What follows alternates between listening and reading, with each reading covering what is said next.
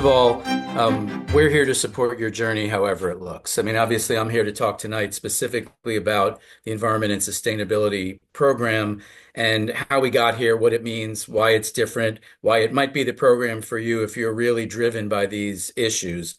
But either way, we're here to support you, whether it's, something you might take a couple of classes or minor in. Obviously, if you're majoring, we'll work very closely with you.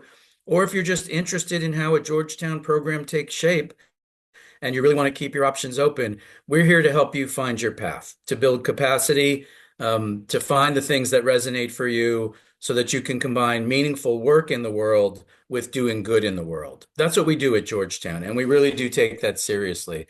In this particular configuration, as Dean Howard mentioned, the College of Arts and Sciences has partnered with the Earth Commons, which is an institute for environment and sustainability that focuses on research, action, and education.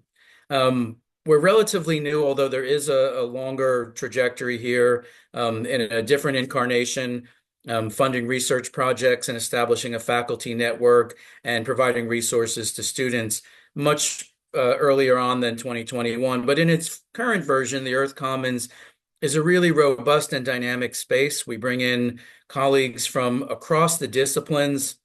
As I said earlier, I'm more in the social sciences, tipping toward humanities. Many colleagues are in the sciences, straightforwardly, biology, chemistry, etc. But one of the things that we all really agree upon and where we all overlap is that our main purpose is to build a learning community that is focused on the critical environmental issues of our time. And that's a lot. And I'll say more about that as we go forward.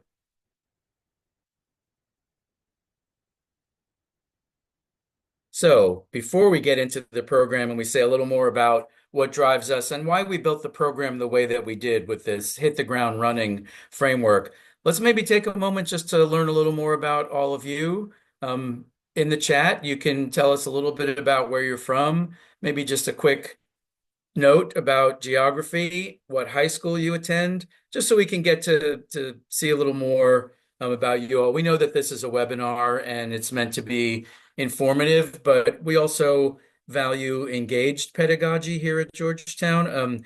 We have a policy that no public event should exclude questions and conversation and dialogue. So if we're able to have a few folks share, or if anybody wants to drop their location and high school and anything else you might want to share just at a big picture level, we'd love to get to know a bit about you. It looks like maybe the chat isn't working, but it's in the Q&A perhaps.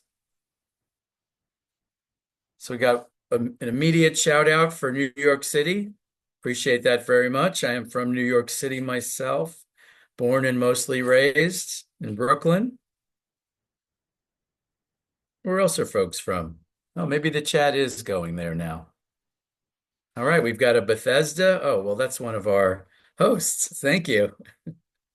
Right up the road. We've got two Bethesdas. Do I hear three? Hey, Sam. Rural Michigan, excellent. LA in the house, excellent too. Boston, more Michigan, outstanding. Just take a moment to get a sense of this. Bay Area, nice. We're sort of Bay Area East, I guess you might say, right across. If you just went straight east, you land here. Durham, North Carolina, and Rockville. All right. Got all of 270 represented here. And Gonzaga College High School, outstanding. Couple more. Brazil, thank you, Sophia. New Jersey and New York. Okay. Excellent. Thanks, folks. Thanks for sharing that a little bit. It's good just to sort of get a sense of who's in the space. I think there might be some more in the Q&A. I can't see all the various versions of it, but it's wonderful to get that sense of breadth and realize that, that we all do come from different places. We all take different paths to get here. But one thing that really unites us is this catchphrase, and it really isn't just a bumper sticker. It is what we live in the Earth Commons and in this program, is making our passion our purpose. And we want to help you do that as well, that the things that we care about don't have to be separate from the ways that we apply ourselves in our world and in our lives. In fact, they really could and should dovetail. We find the most impactful work that people do is precisely when they bring their passions to bear, not try to sideline them in the name of objectivity. We care about environment and sustainability. Let's just be clear. We're a values-oriented program. We seek things that are environmentally sustainable and environmentally just. We're looking to help address complex problems like climate change and how we all meet the world as individuals. So, how can a degree change the world? Is that even feasible? Can you design a college program that actually is about making change at scale?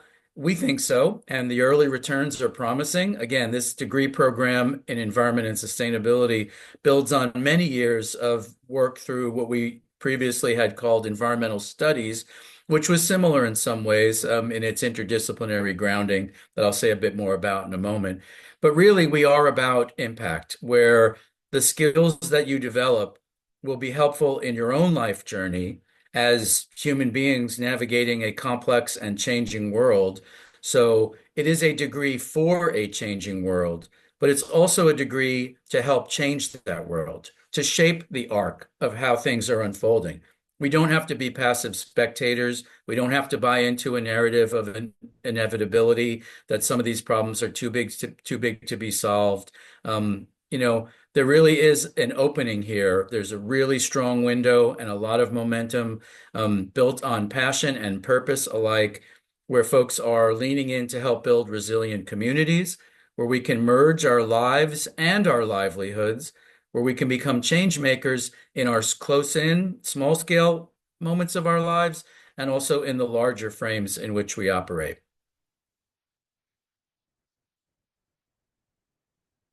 So, to make this condensable, because I know that's a lot of rhetoric and apologies, that's partly what I do. The meaning matters, right? The message matters. How we talk about these things matters.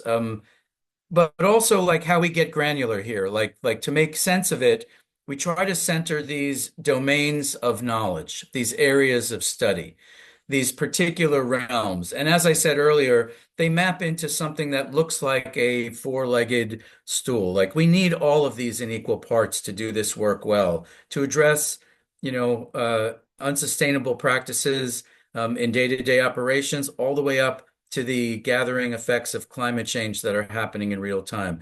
So these are our four main areas. There's subgroupings under here, but basically we're talking about environmental science that is really understanding how Earth systems work and the impact on us and that we have on issues of biodiversity, pollution and toxicity, and the practices of sustainability. We also equally center environmental justice, and we insist on this being as important as understanding the science of how things work.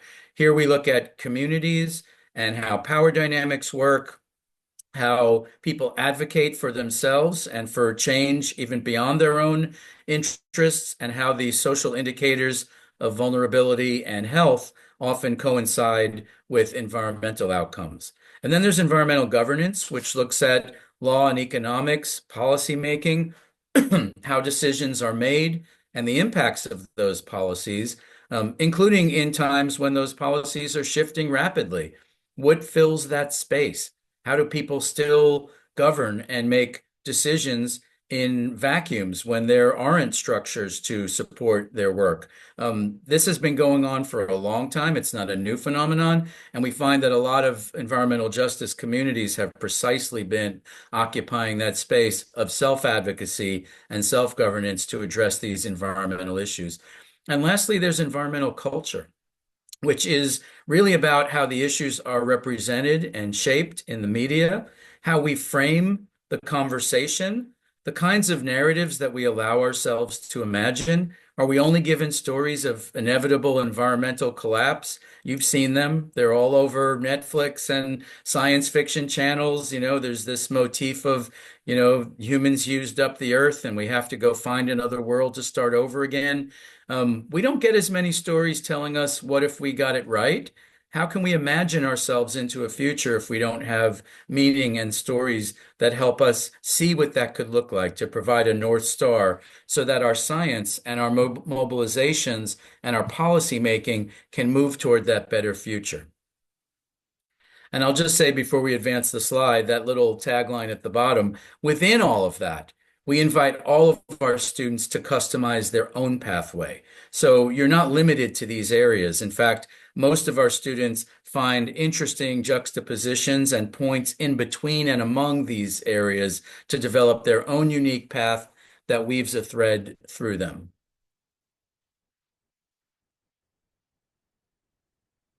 So what makes us different? So these are our program pillars, and we'll go through them one by one and take a few minutes on each one, and then we'll scope back out and open it up for you all to share and ask questions of us as well. So first of all, at the outset, not to bury the lead here, but this is a 2-2 program. So we do 2 years on the hilltop, the familiar, venerable Georgetown campus with the buildings that you've seen in the brochures and that you see here. And that's the first 2 years of the degree, where much of that formative work is done, the core courses for this degree. But as Dean Howard mentioned, those core courses for the degree also map closely to the college core. And it's really important to honor that we're not building a degree, parallel to what the college has offered all of these 200 something years. We're building the degree within that framework. We're leveraging what's best of that time-tested tradition so that we can gather all those skills, all that accumulated knowledge and wisdom, and apply it to the cutting-edge issues of the day and project ourselves forward into an uncertain future. We're working with that core, and we've woven a lot of it into the first 2 years of the degree. So as you complete the requirements for this degree program, where you will hit the ground running. You'll be taking courses in the major if you're going that route, right out of the box. And those courses, in addition to filling the foundational requirements for the degree, will also be filling some of the college core requirements at the same time. So that first 2 years is really critical, it's really formative, and it's really rooted in that core, that long-term liberal arts tradition. And then as you begin to triangulate and find what your particular point of interest is, then we make the transition downtown to the new Capitol campus, which is a really exciting proposition. I saw the floor plans for the newest building that's being finished as we speak. And it is really exciting what we've got planned down there. We'll be joining colleagues who have been working in the public policy sphere and working with students doing applied semesters downtown and a bunch of other new initiatives that are forming, including Law and Society. It's really exciting to be down there. And that's a time where all of that foundational knowledge starts to crystallize in action, advocacy, and community engaged projects that scale from the local to the global, which I'll say more about in a moment. But that 2-2 model isn't accidental. It actually matches the content trajectory of the degree, the formative core experiences on the hilltop in the first 2 years, and the dynamic, open-ended experiences where you're applying that knowledge to make change in the world and prepare for the rest of your journey in the second 2 years in our thriving downtown campus. So at all points along the way, we have a premium on hands-on learning. This is an immersive experiential degree. We've built it in specifically in courses that you will take along the way. But the ethos is clear that all of our work is meant to be guided by hands-on experience, by practical engagement with case studies, with communities, with cutting-edge tools, everything from community advocacy to GIS and remote sensing and all points in between. Students are taking labs. We see our community spaces as living labs, such as our Hoya Harvest Garden, where students can experience some of the things that we talk about in class. We don't skip the theory part and just jump right into putting our hands into things. We have to do both, right? It's a both and, like the research and the theory and the history matters.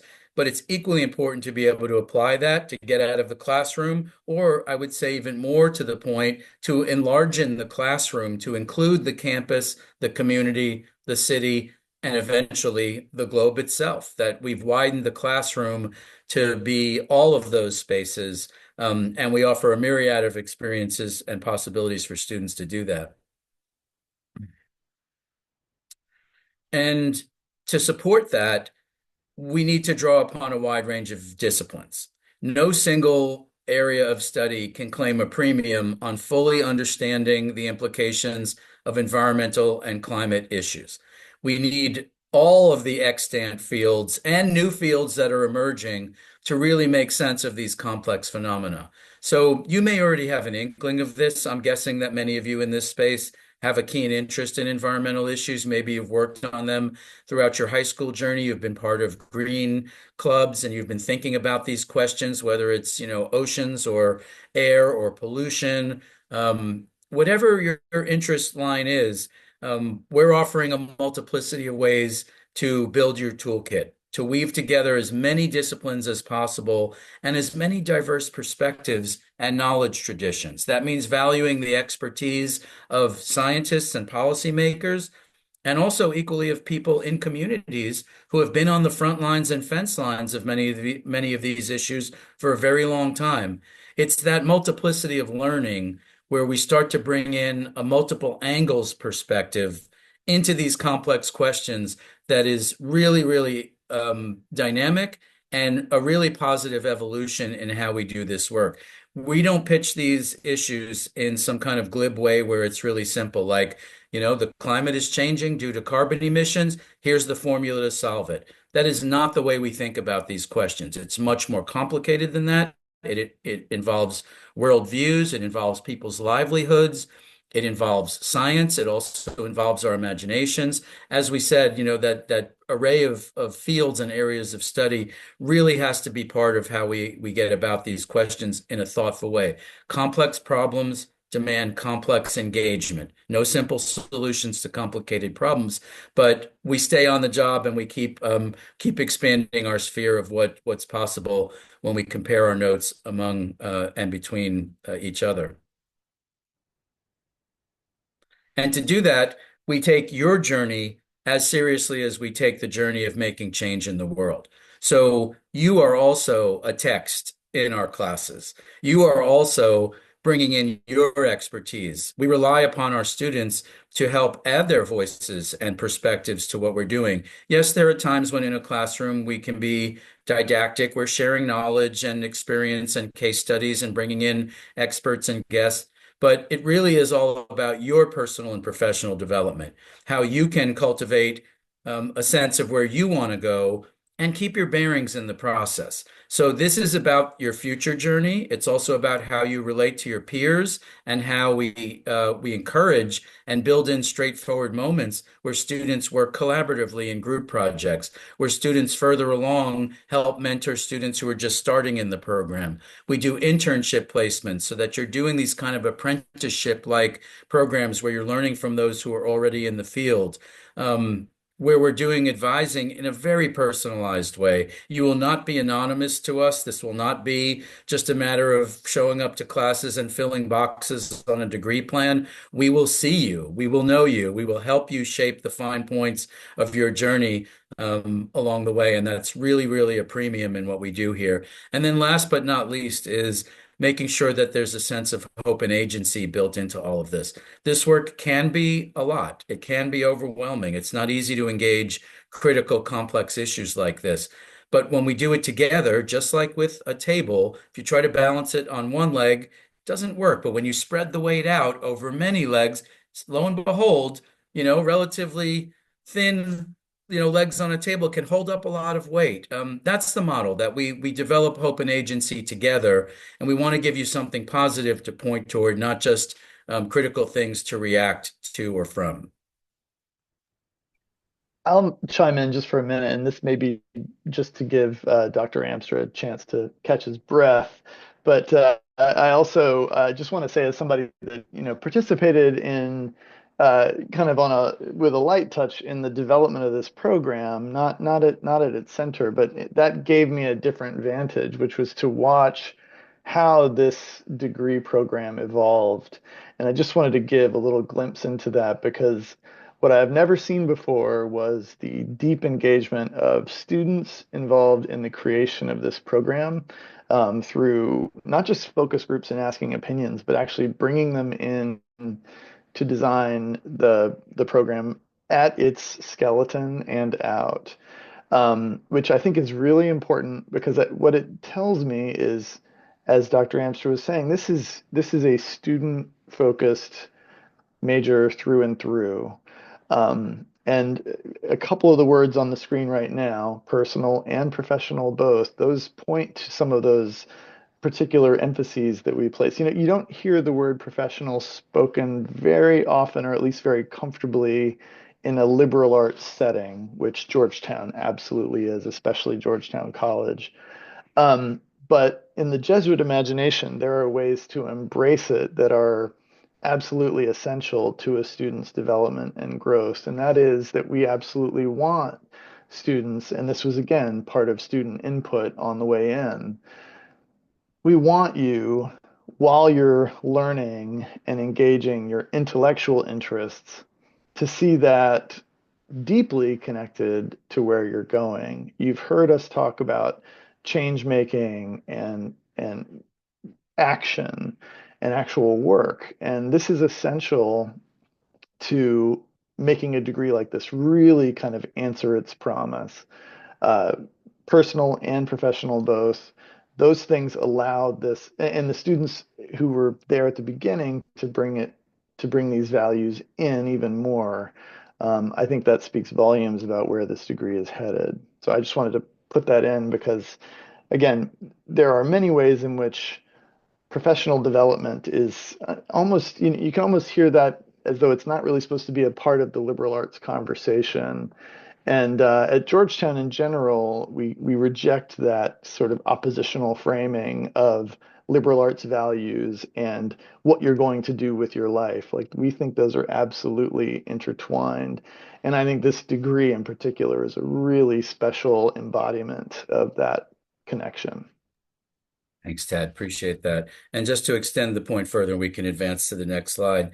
The students who are currently in the program are still part of that ongoing conversation of how best to design the degree to do all of that. It's a lot to promise, right? Like we get that, but let's be ambitious here, that this is not the time for soft pedaling or just running out the clock. Like, we're called to this work. We lean into it because it matters, but we don't sacrifice ourselves in the process. We know that you all will have a life on the other side of your college years, and we want you to be prepared for that. We want your professional journey to be as enriching as your classroom journey is. And there's lots of ways that the liberal arts tradition does make that worthwhile. We feel that good work in the world is a reward, but we also get that you have to keep the lights on and other practical things. Those two things should not be antithetical, right? We shouldn't have to choose between doing good in the world and doing well for ourselves. At its best, this work brings those two things into alignment with each other. And doing that also asks us to, as I said earlier, open ourselves up beyond just the classroom. Absolutely, we believe in the integrity of the classes. We put a premium on our teaching. The faculty are always comparing notes and training ourselves and each other to be better at what we do and be good teachers and learners with our students. But we also recognize that a classroom cannot encompass the full range of a student's experiential journey. So we do open it up for a global classroom. Our students do internships in DC and beyond. They do immersions around the world. Some do them locally and regionally, but we have the possibilities in place for a range of field opportunities and stations in places like Greece and emerging spots that we're in the works with elsewhere, and a bunch of developed study abroad programs that students can choose from. We have the dual campus framework, and we also give students latitude to do a wide range of different culminating or capstone experiences, some of which we've already seen the early returns on, where our students have done phenomenal work, including a student who did outstanding work in Colombia and has had that research recently rewarded and is cultivating that research into a capstone project as well.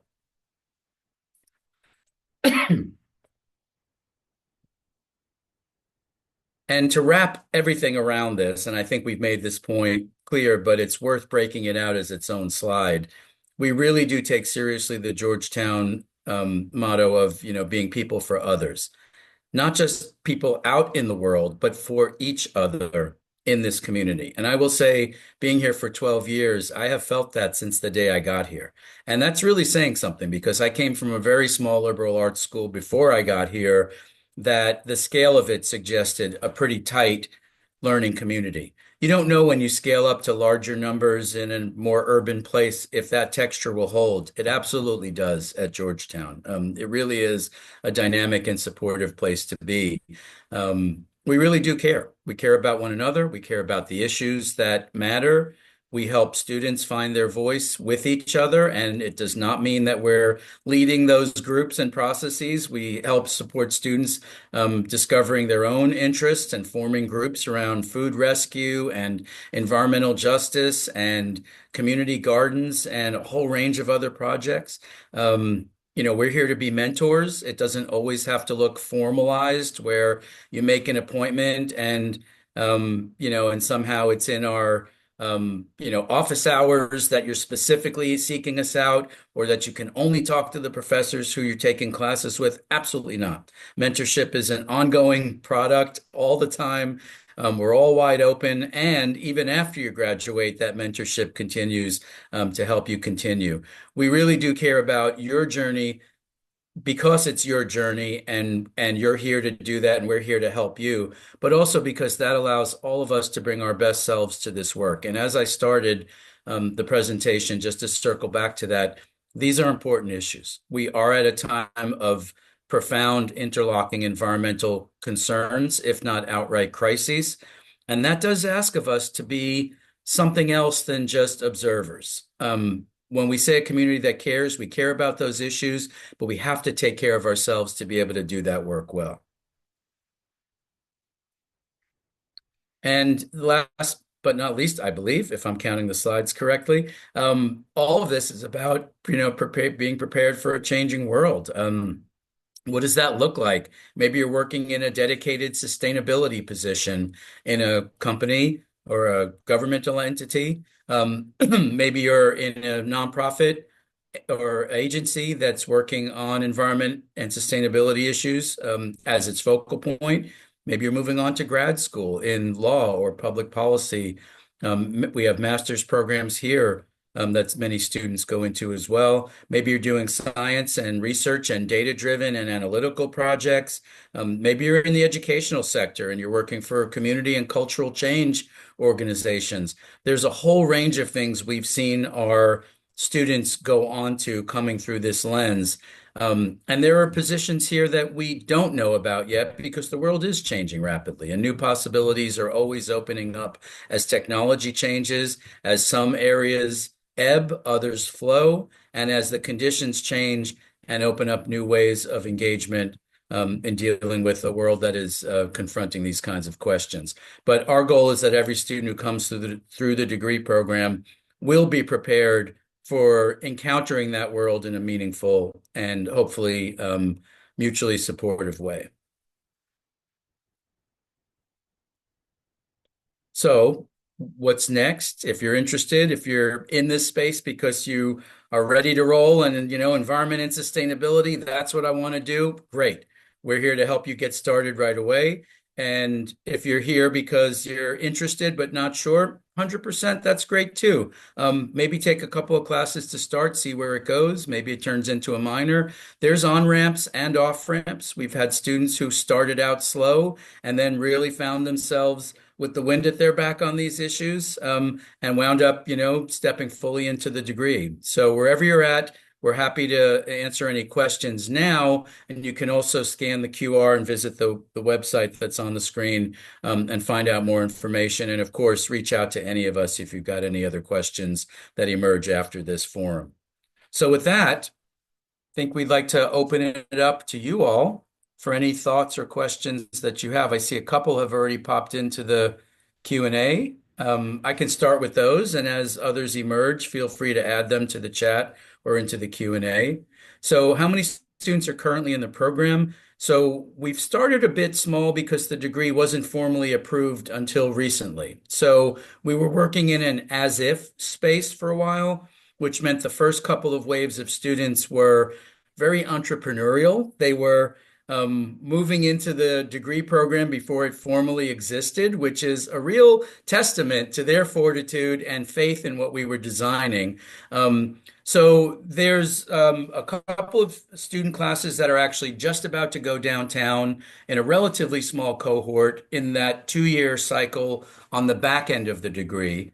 There's about twice as many, so a few handfuls behind them who just came up through this first year.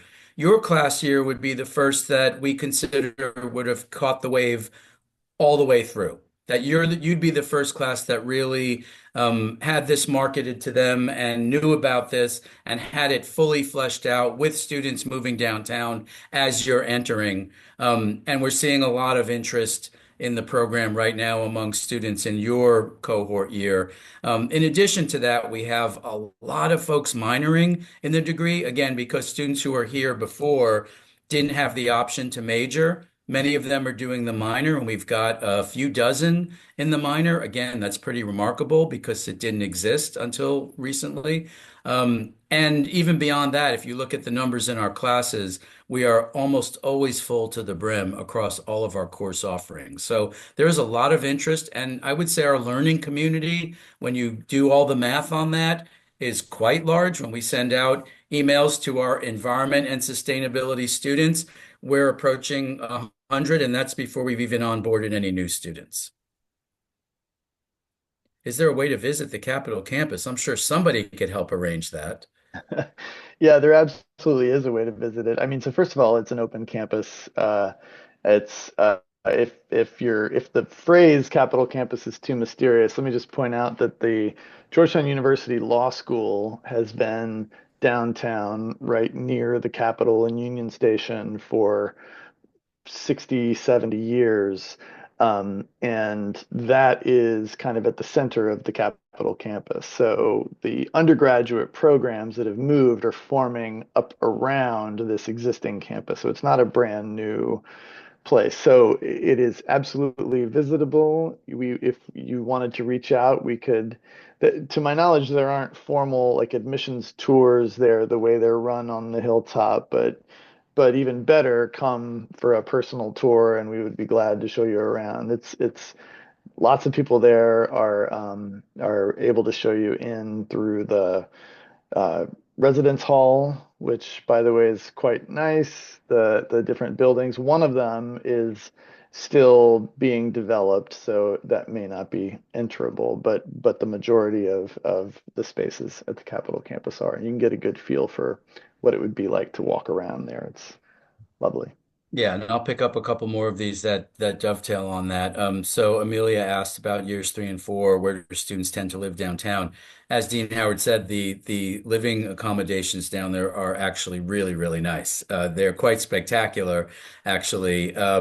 And so they're right adjacent to what would be the building where most of the Earth Commons and Environment and Sustainability classes would be. There's kind of a triangle developing with public policy, Earth Commons, other entities as well, the Law Center, the living residences. It's in a really central part of the city, almost actually like right in the geographical center of the city.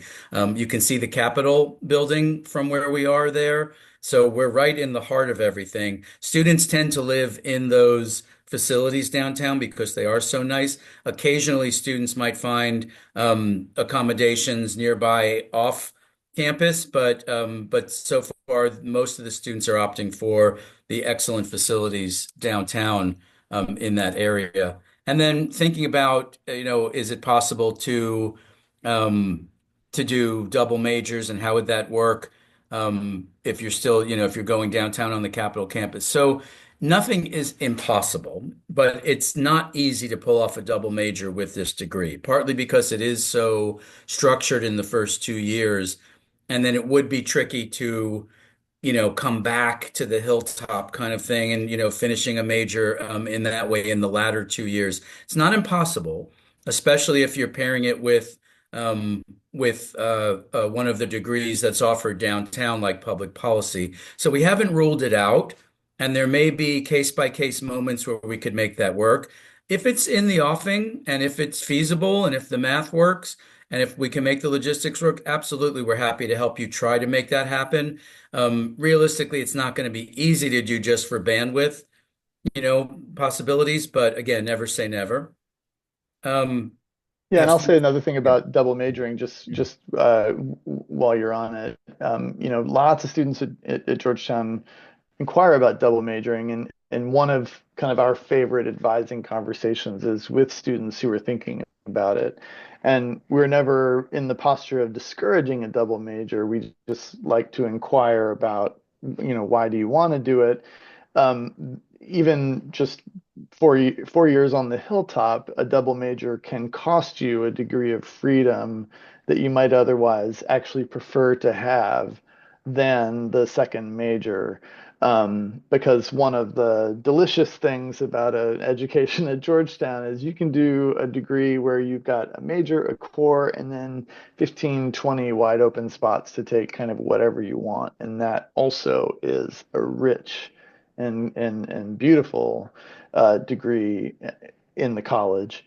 So we want to remind students of what that would, mean and what the sort of indirect costs of double majoring. And so factoring that same conversation into this one, where we have environment. So as Professor Amster said, it's possible, and there are ways to do it, but we do like to kind of dig in to make sure everybody's really fully discerning whether it's really the best option for them.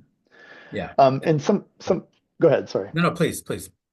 Well, I was just I'm slightly changing the subject, but relatedly, the pre-med question is kind of similar. I would say though more confidently, it is possible to do the pre-med uh, curriculum, mostly because most of the pre-med coursework, just as it's traditionally completed, is happens in the first 2 years. And then there are easy ways to fill in blanks in summers, or it is also possible to return if you're required to do so to the hilltop to take a course. That's not an ideal situation for the student who, would rather be fully planted at the Capitol campus and not have to do the commuting.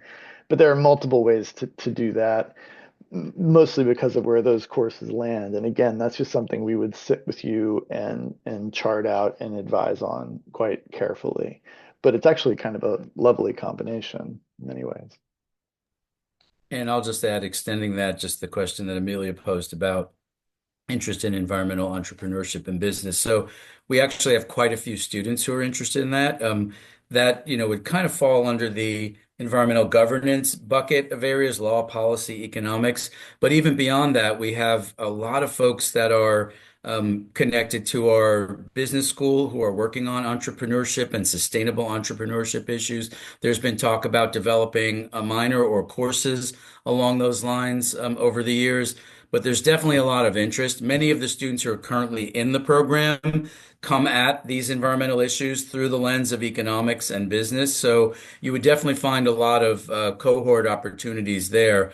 There's definitely many opportunities in terms of eco consultants and other campus organizations that are thinking through that lens. Some students work with the Corp, Georgetown student-run business on campus, constantly working on sustainability initiatives. And indeed, sustainability itself is based on three E's, which is environment, equity, justice, and economics, right? So it's one of the pillars of sustainability that we have to get those parts right. So you'll definitely find quite a bit there. We also have a master's program that's in environment and sustainability management, and it's specifically framed around those questions. That means there's always a lot of master's students and faculty colleagues who are interested in that, which also spills back over into our undergraduate curriculum, including some of those folks teaching courses in these areas in our degree trajectory as well. So it might be helpful just for me to kind of reiterate something or go back to where we started. So first of all, just to acknowledge that we're aware that a number of folks on this joining us tonight are here because you chose the Bachelor of Science in Environment and Sustainability on the application, and then others are exploring as undeclared students, and this is maybe one option among many. And that just again, we're delighted to have you here, regardless, and make sure that everyone feels welcome to ask any questions at all. And I don't mean just tonight, I mean reach out beyond tonight. If you have very specific questions about the degree or about Georgetown College specifically, or anything in between, like we're here to help. We know you have big decisions. We know this is a busy time. We know there's a lot on your plate as you try to think through these things. And I hope that you find them to be exciting decisions because they are. This is a great moment. I'm jealous as I think about who's sitting on the other end of this call. I'd love to do it all over again. But we know they carry a lot of weight too. So we want to be as helpful and demystifying if possible about any of that. So don't be shy about reaching out with questions. I would just add to that and say that in some ways, we built the degree we all wish we had at Yes. our disposal when we were in college back in the day. So, for whatever it's worth, we're kind of there with you with the excitement factor for all of this. But as Dean Howard said, wherever you go with your journey, we're happy to be of help. We really do want you to find your way. The fact that you made it this far and that you're in the queue for admissions and considering the options that we have here is fantastic. Well done on that. And Yeah, in many ways, congratulations. the best is yet to come. That's right. Yeah, congratulations. And again, thank you so much for joining us tonight. We're honored by your presence and eager to help you along the way if we can. Um, I'll just put out one, kind of last call for questions if you have any. The Q&A is still open, but it looks like we've covered what has been asked. Oh, since the program is new, do faculty in the program have any input in the admission decision? Um, yes. I'll say this just about the admission process in general, that, and I kind of hinted at this early, that admissions at Georgetown happens with a committee made up of admissions officers, faculty, deans like myself, and students. So,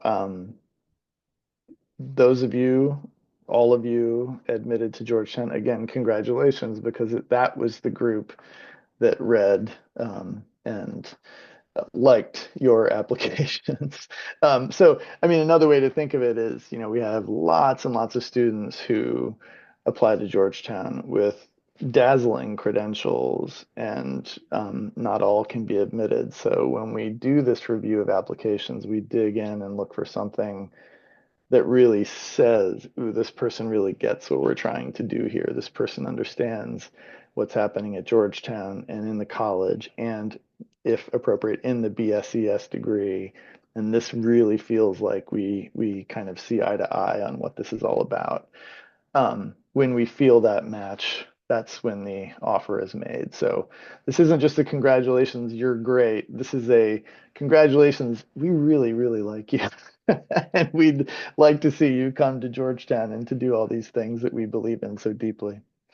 So keep that in mind too. And maybe that's the best place to end. Unless Professor Amster wants the last word here. Well, now I have to say something, so I will just again say, good job so far. And if you feel like you're leaning toward what we're doing here, we'd love to work with you. We'd welcome you here and help us build this really fantastic degree. You'd still be getting in, not quite on the ground floor, but close enough to really leave your stamp and help be part of building a legacy of this project. So, however it lands, it's all good, but we hope to see you along the way. That's right. Okay, everybody, thanks again. And let us know if you have questions. But have a great night.